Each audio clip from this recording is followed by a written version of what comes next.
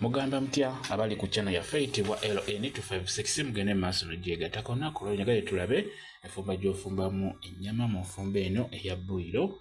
Tugenda kufumbira ddala boilo oyo omutuufu agenda okuwoomera singa onaaba ng'omufumbye bw'otyo. Beera nga otegeka ennyama, beera nga ogiteeka mu seffuliya nga bw'olaba. Omala ogiteekamu ng'omaze ogiteekateeka bulungi, teekamu amazzi. Nze ntandise n'amazzi agookya kwegamba etandikirewo okutokota. Teekamu amazzi mu nnyama eyo ng'ogitadde mu seffuliya. Nze ntadde mu pressure cooker nga bw'olaba seffuliya eyo bw'etyo. Kayiteeka ku kyoto. Fumbye kiri emu n'ekitundu nga bw'olaba esseffuliya ngijjuzza amazzi. Bikkako bw'otyo. Kiri emu n'ekitundu gye nfumbye. Kati ennyama eyo bw'ebeera etokota wali tegeka ebirungo.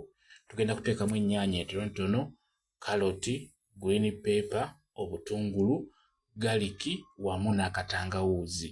Kati beera tugenda kubeera nga tubiyiwamu nga bw'olaba biyiwemu omulundi gumu. Tufumbye boilo, ennyama eya boilo. Amazzi ago olaba nga gatuuse gatandise okukalira ng'ennyama etandise okulabika, teekamu ebirungo ebyo. Ogirekeko era etokote. N'omunnyu togwerabira, omunnyu gunoge bulungi, ennyama eyo egenda kuwoomera. Gye bayita ennyama eya boilo. Beera ng'owuuta akasupu ako aka boilo kaba kalungi nnyo singa obeera ogifumbye bw'otyo.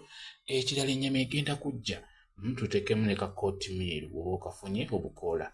Beera ng'obusulamu bw'otyo. Ndowooza olaba supu asigaddemu y'oyo gwenjagalamu. Ennyama eyidde bulungi egonze. Kati awo eyidde, esigadde kalira akatono, kati yiyo gitadde ku ssowaani. Ennyama eno ebeera ejja kujja mangu. Nga bw'olabye teekamu amazzi bwe gatyo, giteeke ku kyoto etokote. Kisinziira bungi bw'ennyama ne seffuliya gy'olina.